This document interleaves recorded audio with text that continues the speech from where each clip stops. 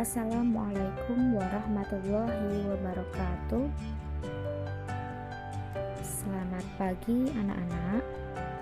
Bagaimana kabar kalian hari ini? Semoga kalian selalu dalam lindungan Allah Subhanahu wa Ta'ala. Baiklah, hari ini kita akan belajar tentang alat gerak pada hewan vertebrata dan hewan avertebrata. Kelas 5, tema 1, subtema 1. Diharapkan setelah mempelajari materi hari ini, kalian dapat menjelaskan alat gerak hewan vertebrata, menjelaskan alat gerak hewan avertebrata, menganalisis alat gerak hewan vertebrata dan avertebrata, serta mengembangkan ide pokok paragraf. Nah, anak-anak, apakah kalian tahu bahwa hewan dapat dibagi menjadi dua kelompok besar, yaitu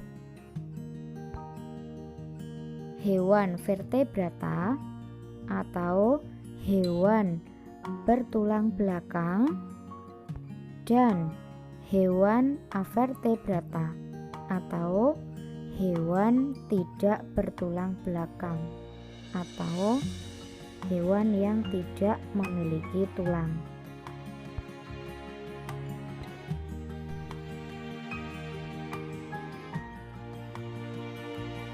Ayam adalah hewan yang memiliki tulang belakang. Maka dari itu, ayam disebut hewan vertebrata. Ayam bergerak menggunakan kaki. Kaki ayam digunakan untuk berjalan, berlari, dan juga untuk mengais makanan di tanah. Selanjutnya adalah hewan yang paling imut, yaitu kucing. Apakah kalian punya kucing di rumah? Nah, kalau kalian amati, kucing termasuk hewan vertebrata atau avertebrata? Ya, betul sekali. Kucing merupakan hewan vertebrata karena kucing memiliki tulang belakang atau rangka. Alat gerak kucing berupa kaki.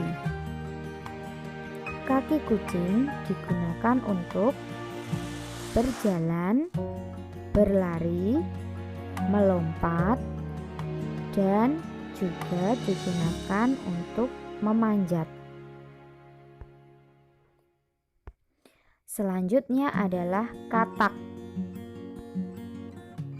Katak termasuk hewan vertebrata karena katak memiliki tulang belakang. Alat gerak katak adalah kaki. Kaki katak digunakan untuk melompat dan juga berenang. Katak bisa berenang di air karena pada kaki katak terdapat selaput yang memudahkan katak untuk berenang di air.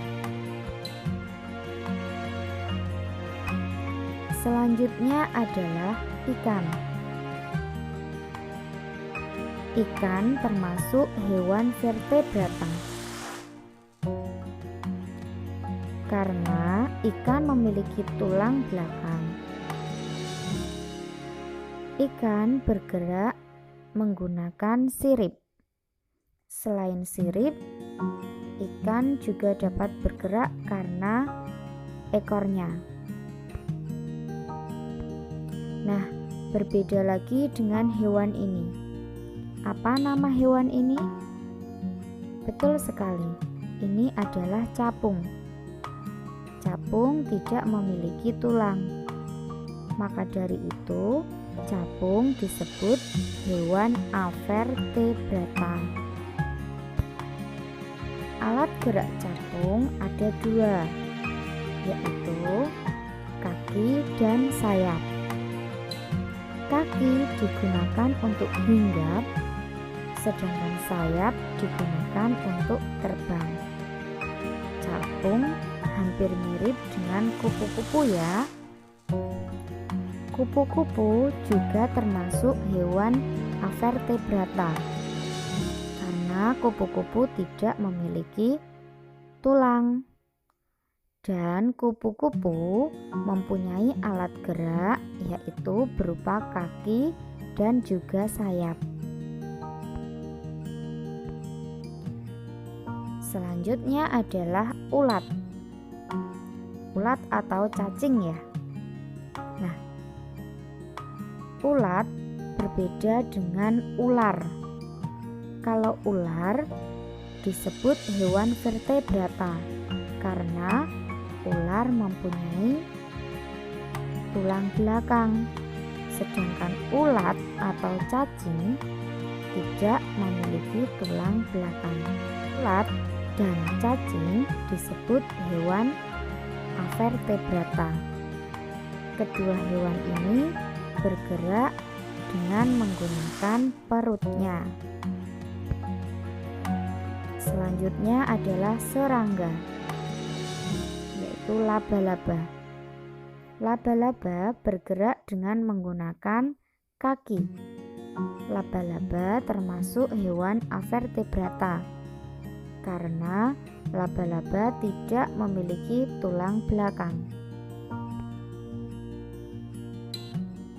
Nah, ini adalah siput. Siput ini memiliki cangkang di bagian tubuhnya.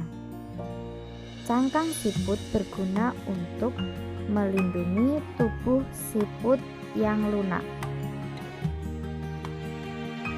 Siput termasuk hewan avertebrata karena tubuh siput tidak memiliki tulang belakang. Alat gerak siput berupa perut. Nah, anak-anak, kalian sudah belajar dan mengamati gambar yang ada di video, yaitu alat gerak hewan vertebrata dan hewan avertebrata. Selanjutnya adalah kalian akan menyusun sebuah paragraf yang berisi tentang alat gerak hewan vertebrata atau avertebrata. Sebelum menyusun paragraf, Budina akan menjelaskan langkah-langkah mengembangkan ide pokok suatu paragraf. Yang pertama, menentukan topik dari paragraf yang akan dibuat. Menentukan ide pokok dari paragraf atau teks yang akan dibuat. Membuat sebuah kalimat yang berisi ide pokok. Kalimat tersebut akan menjadi kalimat utama. Mengembangkan kalimat dan ide pokok menjadi beberapa kalimat penjelas. Menulis beberapa kalimat yang berisi informasi-informasi tambahan untuk mendukung kalimat utama yang telah dibuat.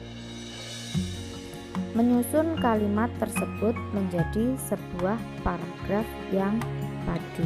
Nah, itu tadi adalah langkah-langkah mengembangkan ide pokok.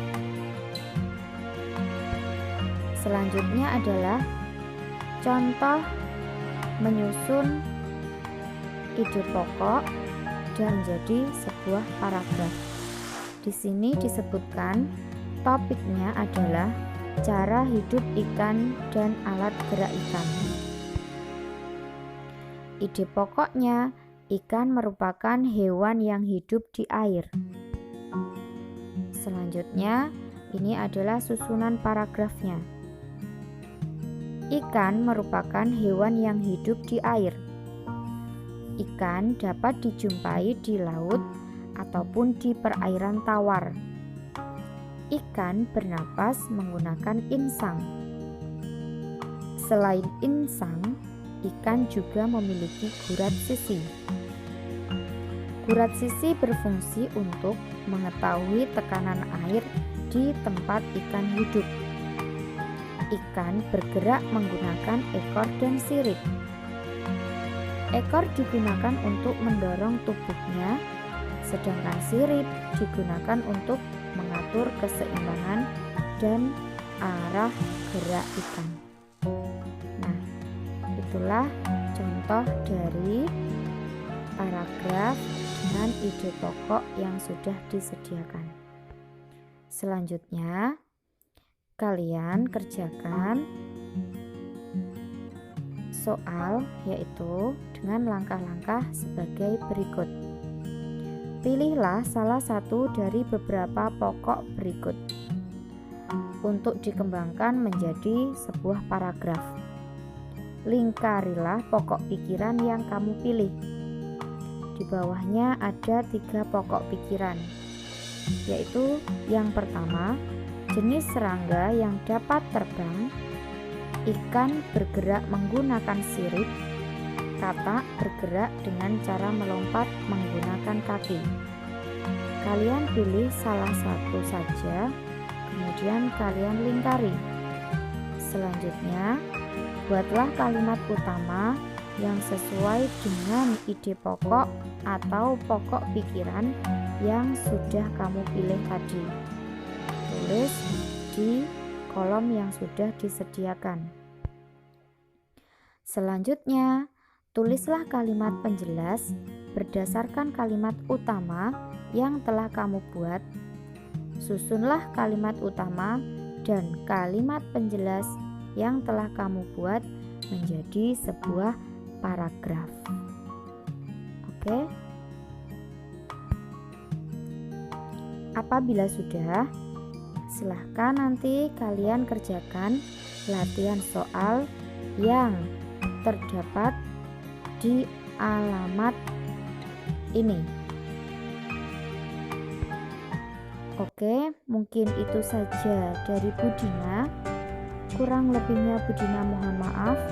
Tetap semangat belajar, selalu menjaga kesehatan dengan cara memakai masker, cuci tangan memakai sabun, dan selalu olahraga dan makan makanan yang bergizi.